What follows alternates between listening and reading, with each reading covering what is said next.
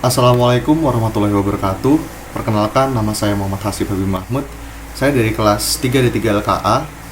Saya absen 10. Dan pada kesempatan kali ini saya akan membahas tentang kesehatan dan keselamatan kerja dalam industri kelistrikan. Kecelakaan kerja pada bidang kelistrikan. Contoh pertama ialah seperti tersengat listrik, electric shock, terserang percikan bunga api, arc flash. Yang ketiga ada ledakan bunga api, arc blast, dan yang keempat ada api. Tersengat listrik merupakan efek yang biasa, hanya dapat menyebabkan efek kejut, tetapi arc flash dan arc blast akan bisa menyebabkan efek yang serius. Pertama, arc flash atau percikan bunga api. Pemicunya yaitu arus pendek listrik di atas 10.000 yang bisa mengakibatkan luka bakar pada badan manusia. Arc blast selain terjadi percikan bunga api yang dikarenakan oleh arus pendek, sama juga dengan level arc flash, juga dibarengi level kebisingan meraih 1400 desibel. Dengan kebisingan 140 desibel saja bisa menyebabkan tuli. Desakan yang terjadi pada ledakan bisa meraih 2160 PSI dalam jarak ledakan hanya sekitar 60 cm. Efek sengatan listrik pada badan manusia. Manusia diciptakan Tuhan dengan kekuatan sebagai pengantar listrik, namun tetap saja badan memiliki keterbatasan. Efek sengatan listrik pada badan manusia tidak sama reaksinya, bergantung dari besarnya arus listrik yang melalui badan manusia. Kurang dari 1 mA, sensasi sengatannya hanya terasa di tangan. Di atas 3 mA, terbentuk surprise yang merasa sakit dan mengakibatkan kecelakaan tidak segera. 10 mA lebih, otot jadi kaku sampai tidak dapat melepas penghantar. Apabila kian 30 mA, bisa menyebabkan kelumpuhan pada otot pernapasan. Di atas 50 mA, peluang terjadinya masalah irama pada salah satu bilik jantung. Pada 100 mA sampai 4 ampere, pastinya mengganggu irama salah satu bilik jantung. Oleh karena itu, kita harus mengerti yang namanya K3 atau kesehatan dan keselamatan kerja. Menurut falsafah Mangkunegara, keselamatan dan keselamatan kerja K3 adalah pemikiran dan usaha untuk menjamin kebutuhan dan kesempurnaan fisik dan mental tenaga kerja pada khusus dan orang pada umumnya, serta hasil kerja dan budaya menuju keadilan dan dunia yang makmur. Yang kedua, pengertian K3 menurut ilmu pengetahuan. Keselamatan dan kesehatan kerja adalah segala ilmu dan penerapan untuk mencegah terjadinya kecelakaan kerja, penyakit akibat kerja, kebakaran, ledakan, dan pencemaran lingkungan. Lalu yang ketiga, K3 menurut OHSAS. Keselamatan dan kesehatan kerja ada segala kondisi dan faktor yang dapat berdampak pada kesehatan dan keselamatan kerja pekerja dan orang lain, kontraktor, pemasok, pengunjung, dan pengunjung di tempat kerja.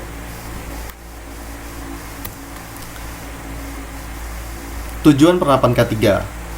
Menurut Mangkunegara, bahwa tujuan dari keselamatan dan kesehatan kerja adalah sebagai berikut. Pertama, agar setiap pegawai mendapat jaminan keselamatan dan kesehatan kerja baik secara fisik, sosial, dan psikologis. Yang kedua, agar setiap perlengkapan dan peralatan kerja digunakan sebaik-baiknya, selektif mungkin, agar semua hasil produksi dipelihara keamanannya. Lalu agar adanya jaminan atas pemeliharaan dan peningkatan kesehatan gizi pegawai. Lalu agar meningkatkan kegairahan, keserasian kerja, dan partisipasi kerja. Lalu agar terhindar dari gangguan kesehatan yang disebabkan oleh lingkungan atau kondisi kerja. Yang terakhir, agar setiap pegawai merasa aman dan terlindungi dalam bekerja. Pengertian dari K3 listrik. Kesehatan dan keselamatan kerja listrik adalah keselamatan kerja yang bertalian dengan alat, bahan, proses, tempat, dan cara-cara melakukan pekerjaan. Tujuan dari keselamatan kerja listrik adalah untuk melindungi tenaga kerja atau orang dalam melaksanakan tugas-tugas atau adanya tegangan listrik di sekitarnya, baik dalam bentuk instalasi maupun jaringan. Pada dasarnya, keselamatan kerja listrik adalah tugas dan kewajiban oleh dan untuk setiap orang yang menyediakan, melayani, dan menggunakan daya listrik. Undang-Undang Nomor 1 Tahun 1970 adalah Undang-Undang Keselamatan Kerja yang di dalamnya telah diatur pasal-pasal tentang keselamatan kerja untuk pekerja-pekerja listrik. Tujuan penerapan K3 listrik sudah tercantum pada Peraturan Menteri Ketenagakerjaan Nomor 12 Tahun 2015 tentang keselamatan dan kesehatan kerja K3 listrik di tempat kerja. terhadap pasal 3, yaitu pelaksanaan K3 listrik sebagaimana dimaksud dalam pasal 2 bertujuan untuk melindungi keselamatan dan kesehatan tenaga kerja dan orang lain yang berada di lingkungan tempat kerja dari potensi bahaya listrik. Yang B, menciptakan instalasi listrik yang aman, handal dan memberikan keselamatan bangunan beserta isinya. Dan yang C, menciptakan tempat kerja yang selamat dan sehat untuk mendorong produktivitas. Untuk teman-teman bisa mengecek peraturan Menteri Ketenagakerjaan ini, bisa cek di link yang sudah saya cantumkan di slide ini pada bagian bawah. Lalu penyebab kecelakaan kerja. Kecelakaan dapat terjadi dikarenakan tindakan yang salah atau kondisi yang tidak aman. Kelalaian sebagai sebab kecelakaan merupakan nilai tersendiri dari teknik keselamatan. Penyebab dasar kecelakaan kerja, yaitu yang pertama ada faktor personil, yaitu ada kelemahan pengetahuan dan skill, kurang motivasi, problem fisik, dan faktor pekerjaan, yang mana dibagi 4, yaitu standar kerja tidak cukup memadai. Yang kedua, pemeliharaan tidak memadai, pemakaian alat tidak benar, dan yang keempat, kontrol pembelian tidak ketat. Lalu ada penyebab langsung kecelakaan kerja, tindakan yang tidak aman, yaitu mengoperasikan alat bukan wewenangnya. Yang kedua, mengoperasikan alat dengan kecepatan tinggi. Yang ketiga, posisi kerja yang salah. Yang keempat, perbaikan alat pada saat alat sedang beroperasi. Yang kelima, kondisi yang tidak aman, yang mana kondisi tidak aman ini dibagi 4, tidak cukup pengaman alat, tidak cukup tanda peringatan bahaya. Yang ketiga, kebisingan, debu, gas di atas NAB, dan housekeeping yang tidak baik. Contoh pada lingkungan kelistrikan, penyebab kecelakaan kerja, yaitu ada 12 yang tercantum di sini. Yang pertama, sistem pekerjaan yang tidak aman. Yang kedua, informasi yang tidak memadai. Yang ketiga, tidak adanya pelatihan. 4. Isolasi yang tidak memadai. 5. Aturan tidak aman. Aturan yang tidak aman. Kontrol yang rendah terhadap aktivitas kerja. Yang ketujuh, bekerja pada jaringan listrik hidup. Yang kedelapan, alat uji yang tidak sesuai. Yang kesembilan, pemeliharaan alat yang rendah. 10. Kegagalan untuk mengelola pekerjaan. Yang ke-11, orang yang tidak kompeten. Dan ke-12, kabel listrik yang tidak terisolasi. Standar dan persyaratan keselamatan kerja listrik, yang mana ini sudah tercantum pada surat dari Kementerian Energi dan Sumber Daya Mineral Republik Indonesia, yang mana situ ada Standar Nasional Indonesia, Komite Teknis Instalasi dan Keandalan Ketenaga Listrikan, dan Komite Teknis PUIL, yang mana di situ tercantum standar-standar kelistrikan pada setiap bangunan, seperti yang pada poin kedua, kolam renang dan sejenisnya. Yang ketiga, ada persyaratan untuk instalasi khusus atau lokasi ruangan dan kabin berisi pemanas sauna. Yang keempat, untuk instalasi khusus atau lokasi instalasi tempat konstruksi dan pembongkaran dan lain-lain. Bisa dicek pada link yang saya cantumkan di bawah. Tips keselamatan kerja listrik yang aman yang perlu teman-teman ketahui.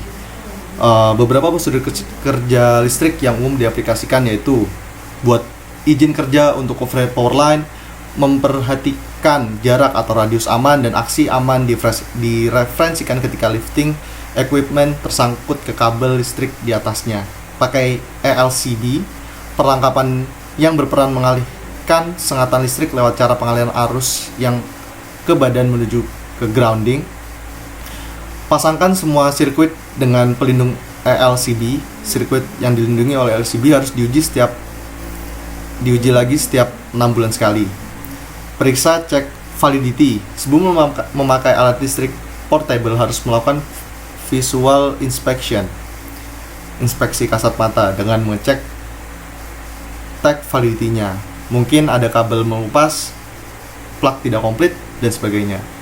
Lalu melakukan tagging per 3 bulan sesuai standar internasional. Lalu yang keempat, dan yang terakhir, tutup perlengkapan listrik dengan panel yang mempunyai tujuan untuk mengamankan perlengkapan listrik yang tidak mencukupi. Keselamatan kerja listrik. Beberapa tips pada keselamatan kerja listrik yaitu seperti berikut. Yang pertama, kerjakan inspeksi visual pada semua perlengkapan listrik portable. Yang kedua, pakai hanya perlengkapan listrik dengan tag yang valid. Yang ketiga, alat yang rusak di tag out of service. Yang keempat, pada tempat lembab, pastikan semua alat tersambung dengan ground fault circuit interrupter GFCI. Janganlah ganti fuse dengan kawat. Lalu personal berkualifikasi saja yang bisa melakukan perbaikan alat listrik. Lalu yang terakhir, janganlah sentuh kabel listrik yang jatuh atau tergeletak. Lalu untuk menghindari kecelakaan kerja, yang pertama, beralaskan kaki yang merupakan isolator.